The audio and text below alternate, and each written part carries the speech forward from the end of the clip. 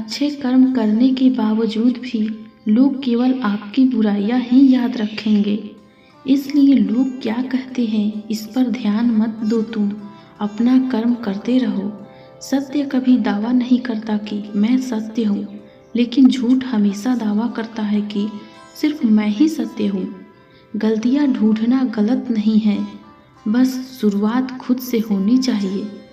क्रोध से मनुष्य की मति मारी जाती है, यानी जिससे स्मृति भ्रमित हो जाती है। स्मृति भ्रम हो जाने से मनुष्य की बुद्धि नष्ट हो जाती है, और बुद्धि का नाश हो जाने पर मनुष्य खुद ही अपना ही नाश कर बैठता है। अच्छी नियत से किया गया काम कभी व्यर्थ नहीं जाता, और उसका फल आपको जरूर मिलता है। हृदय से जो दिया जा सकता है वो हाथ से नहीं, और मौन से जो कहा जा सकता है वो शब्द से नहीं। समय और भाग्य दोनों परिवर्तनशील है, इन पर कभी अहंकार नहीं करना चाहिए। सुकून संसार की सबसे महंगी वस्तु है, जो केवल आपको प्रभु की भक्ति से ही मिलेगी। मनुष्य की मानवता उसी समय नष्ट हो जाती है जब उसे दूसरों के दुख में हंसी आने लगती है। ज़्यादा खुश होने और ज़्यादा दुखी होने पर निर्णय नहीं लेना चाहिए, क्योंकि यह दोनों परिस्थितियाँ आपको सही निर्णय नहीं लेने देती है। निंदा से घबराकर अपने लक्ष्य को ना छोड़ें, क्योंकि लक्ष्य मिलते ही निंदा करने वालों की राय बदल जाती है। जो सरलता से मिलता रहे उसका महत्व नहीं रह जाता। अक्सर खो देने के बाद समय, व्यक्ति और संबंध के मूल्य का आभास होता है। समय जब पलटता है तो सब कुछ पलट देता है। इसलिए अच्छे समय में घमंड ना रखें और बुरे वक्त में सब्र रखना ना छोड़े।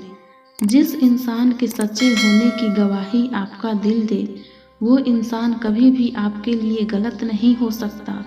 दान करना और भूल जाना दान की सर्वोच्च प्रक्रिया है। की गई दान की गणना तुम्हारे दान को तुच्छ बना देता है। हम जिस मनुष्य पर अति विश्वास करते हैं वही हमारे विरुद्ध षड्यंत्र करते हैं। कभी कभी आप बिना कुछ गलत किए भी बुरे बन जाते हैं, क्योंकि जैसा लोग चाहते हैं आप वैसा नहीं करते। जिस डर से आत्मविश्वास की हानि होने लगे, उस डर का अंत करना अवश्य हो जाता है। जब आप कृष्ण की पूजा नहीं कर पाए तो यह मत समझना समय नहीं मिला। सोचो, आज हमने ऐसा कौन सा काम किया कि भगवान ने हमें सामने खड़ा होने पर पसंद नहीं किया। जब परिवार के सदस्य अप्रिय लगने लगे और पराये अपने लगने लगे तो समझ लीजिए विनाश का समय आरंभ हो गया है। हमेशा संदेह करने से खुद का ही नुकसान होता है।